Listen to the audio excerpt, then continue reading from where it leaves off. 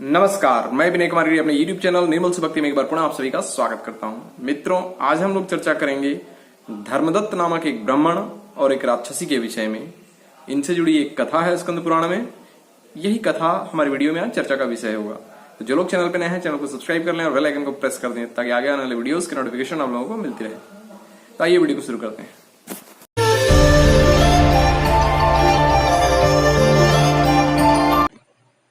पूर्व काल की बात है। सह्य पर्वत पर करवीरपुर में धर्मदत्त नाम से विख्यात एक धर्मज्ञ ब्राह्मण थे। एक दिन कार्तिक मास में भगवान विष्णु के समीप जागरण के लिए मंदिर की ओर चले।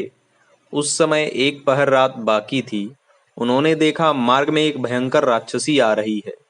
उसे देख धर्मदत्त भयभीत हुए, परंतु उन्होंने साहस करके हरिनाम स्मरण कर तुलसी दल मिश्रित जल से उस पर प्रहार किया, जिसके कारण उसका सारा पाप नष्ट हो गया। अब उसे अपने पूर्व जन्म के कर्मों के परिणाम स्वरूप प्राप्त हुई दुर्दशा का स्मरण हो आया।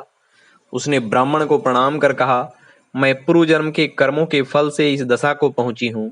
अब मुझे कृपा कर यह बताइए कि मुझे उत्तम गति कैसे प्राप्त होगी। तब धर्मदत्त ने कहा, तुम कौन हो, तुम्हारी यह दशा कैसे हुई, यह सारी बातें मुझे विस्तार पूर्वक बताओ। राक्षसी ने कहा, पूर्व जन्म की बात है। सौराष्ट्र नगर में भिक्षु नाम के एक ब्राह्मण रहते थे। मैं उन्हीं की पत्नी थी। मेरा नाम कलहा था और मैं बड़े क्रूर स्वभाव की स्त्री थी। मैंने कभी अपने पति से अच्छा व्यवहार नहीं किया। मुझे कलह विशेष प्रिय था। इससे मेरे पति का मन सदा मुझसे उद्विग्न रहा करता था। अंततः उन्होंने दूसरी स्त्री से विवाह करने का निश्चय कर लिया। तब मैंने विष खाकर अपने प्राण त्याग दिए। फिर यमराज के दूत आए और मुझे बांधकर पीटते हुए यमलोक में ले गए। यमराज ने मुझे देखकर चित्रगुप्त से पूछा, इसने कैसा कर्म किया है चित्रगुप्त, बताओ, उसी के हिसाब से इसके सुख दुख का निर्धारण होगा। तब चित्रगुप्त ने कहा, इसका कोई कर्म शुभ नहीं है। अपने स्वामी से ही द्वेष करती थी, इसलिए यह चमगादुरी होकर रहे। कलह में ही प्रवृत्त रहती थी, अतः विष्ठा भोजी सुकरी की योनि में रहे। सदा अकेले भोजन करती थी, अतः उस दोष से यह अपनी ही संतान का भक्षण करने वाली बिल्ली हो। इसने अपने पति को निमित्त बनाकर आत्मघात किया है, इसलिए प्रेत के शरीर में भी कुछ काल तक अकेली ही रहे। इसे निर्जल प्रदेश में भेज देना चाहिए। वहां दीर्घ काल तक यह प्रेत के शरीर में निवास करे। उसके बाद यह पापिनी शेष 3 योनियों का भी उपभोग करेगी। विप्रवर, मैं वही पापिनी हूँ। मेरा नाम कलहा है।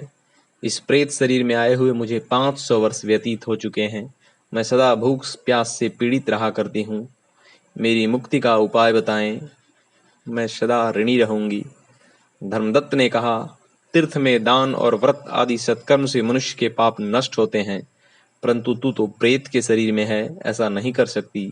इसलिए मैंने जीवन भर जो कार्तिक व्रत का पालन किया है, उसके पुण्य का आधा भाग तुझे देता हूँ।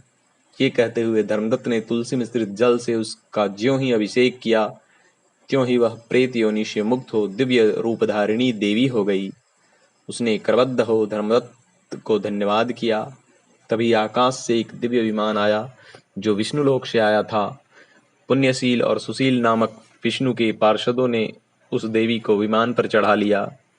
धर्मदत्त ने उन पार्षदों को प्रणाम किया। पुण्यशील और सुशील ने कहा, धर्मदत्त, तुम धन्य हो। अपने पुण्य का आधा भाग दान करने से तुम्हें दुगुना पुण्य प्राप्त हुआ है। तुम्हारे कारण इस कलहा के सारे पाप नष्ट हो गए और अब यह वैकुंठ धाम ले जाई जा रही है। तुम भी इस जन्म के अंत में भगवान विष्णु के वैकुंठ धाम में जाओगे।